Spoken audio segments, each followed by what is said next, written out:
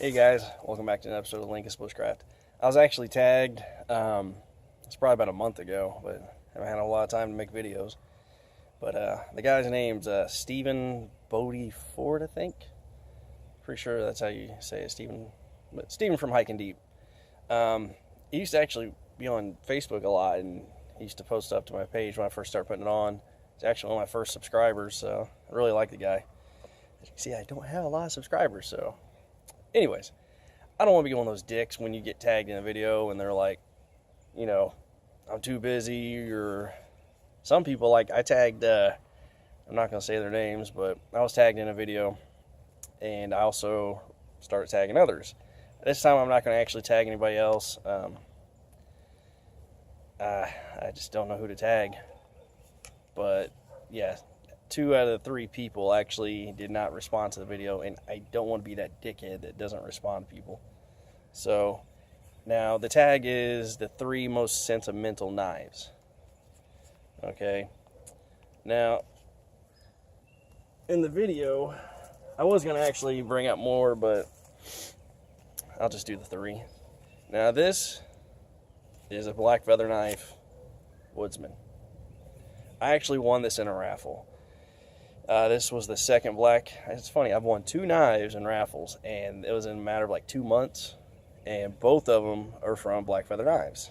It's unfortunately, Joe Honeycutt does not operate and produce Black Feather Knives anymore, which is very, very sad, because, like I said, that was one of the knives that I was very, very obsessed with.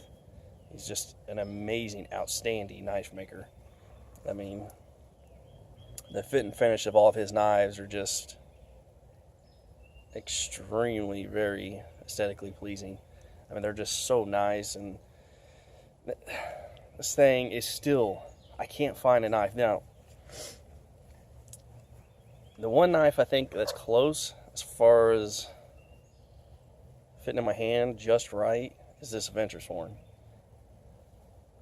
Which... This Adventure Sworn is probably either going to be the previous video or the one after, but I did a review on this. But, yeah. But this thing, it's a 01 tool steel. And all these super steels that are coming out with, you know, CPM 3V, CPM 154, CPM M4, you know, all these super steels.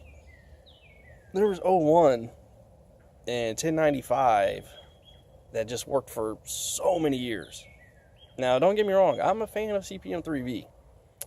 It holds an edge a very long time, and I've never had an issue in the field where it went dull, because after I use all my knives when I get home, I sharpen them.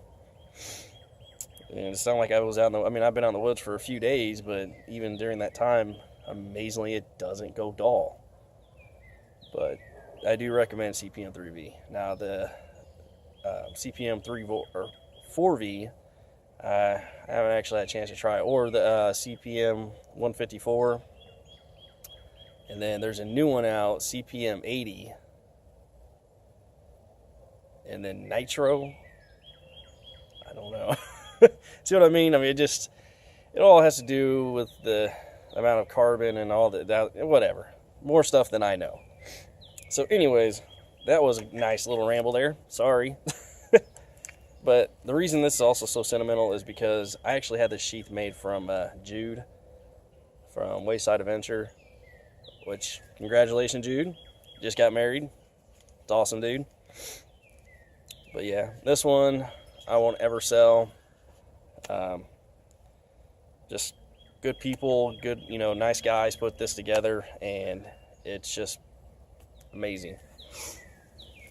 Okay, next one. Now, I did a class with Clinton Armstrong from Deer Creek, also another knife maker who's no longer making knives. So, unfortunately, it's like it's a hard dying breed. If you're a knife maker, either you freaking take off like Peter Kohler or L.C. Wright, or it's a hard thing, man. I mean, when you hear knife makers say, don't quit your day job, I mean, it's hard, man. So that's why I'm like, support your knife makers. I made that video about, you know, Logan Chapman. I used his video, or knives, for the video, but seriously, man, support your knife makers. So another one, I'm gonna actually get a knife made from him. A guy named Francis Kirk. Check him out, man. He makes beautiful, like the rustic looking knives, and they're so cool. So if you're into the handmade look knife, check him out. That guy does outstanding work. Anyways, Clint Armstrong, me and him did he did a class about that was almost a year ago. Anyways, almost a year ago. And we made this knife, and this thing, still to this day, I think is one of the best knives I own. But showed up, I think there's supposed to be 3 people in the class, and I was the only one that showed up that day. A few other people had some family issues, so I got really lucky. And he's like, man, I was telling him, I want another buckler. And he's like, instead of another buckler, you already got 2 of them. Won't you just design something? And he's like, do you have any ideas? Something you would want to make? I'm like, yes. But I always wanted like a Jeff White bush, the bush knife he's got, which Clinton Armstrong actually is the designer from that when he was working with Jeff White. But I wanted something like that, but with a wood lure style handle. So this is what we came up with. But this was my very first knife I forged, and I say that, but Clint pretty much did most of the work. I got to draw it up and cut it out and grind and all that, but like I said, he did probably about 75% of the work. The handle I did do on my own. I actually ran out of time that day and then came home. The reason it's so shiny is I actually use this stuff. It's called True Oil, but it's gunstock oil, and it will leave a nice shiny glaze on your knives. But do not, if you use your stuff for food processing, do not use it because it's hazardous. But this is mainly a woods knife. He's in the woods more than anything. But yeah, it's got a Buckeye burl, stabilized handle, and then red and orange liners. Aesthetically, man, this thing is the most beautiful knife I own. It is 1095, high carbon steel. But yeah, I was very proud of this. It's extremely comfortable. It's actually hardened because we were supposed to do another heat treatment on it, pretty much, but it's actually hardened between 60 and 63 Rockwell harding scale. Yeah, I'm just gonna give up on trying to say that. But yeah, and I was actually wanting it between 58 and 60, so it's a little harder, but it actually keeps the edge even longer, so that's nice. All right, as I'm rambling on, my last knife, which has the most sentimental value to me, is, see my breath, that's how cold it is. This is a Schrade Old Timers. Now, I've had this knife now for about 15 years. It's got, serrated edge like a saw, small knife, bigger knife, which I've actually done a lot of work grinding and shit on this. But I actually got this knife from my grandpa. He gave it to me. Me and my brother went and built an extension onto his house, but we built a front porch for him and then roofed it and all that. But I spent a whole summer out there. And during that summer, I hung out with him, got to learn a lot about him. When I was really young, I used to live with my grandparents, with my mom, me, and my brothers. After my mother went through a divorce and all that, me and my grandpa was kind of close.